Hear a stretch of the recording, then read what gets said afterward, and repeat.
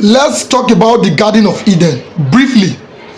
And if I may ask, who brought about the Garden of Eden? The Bible God, right? Okay.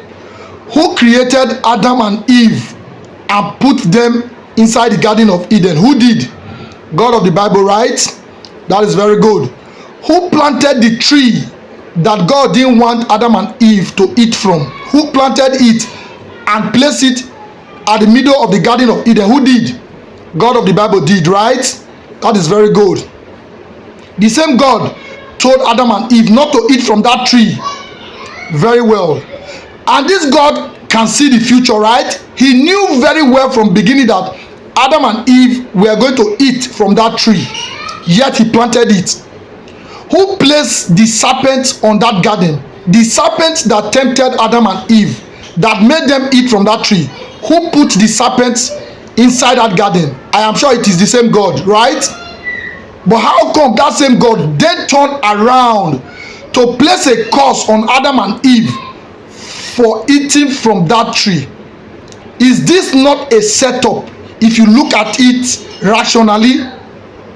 The God that made the garden created Adam and Eve, knowing fully well from the beginning that Adam and Eve will indeed eat from that tree. He also planted at the middle of the garden that he didn't want them to eat from. That God, because he sees the future, as some people claim, definitely knows that Adam and Eve were going to eat from that tree.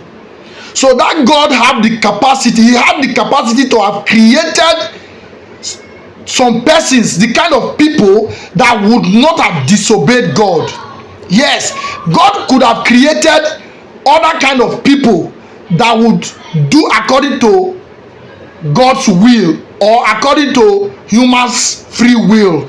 God was capable of creating humans that would obey the kind of free will you claim you gave to them, that will align with God's decision.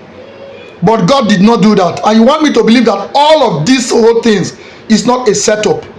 It is a complete setup, looking at the way this story is. And that same God turned around to place a curse upon Adam and Eve for eating from a tree that he planted, knowing fully well that at the time they ate from this tree, they know nothing about knowledge. They had no knowledge of good and bad. And this same God could not forgive just a sin that was committed once.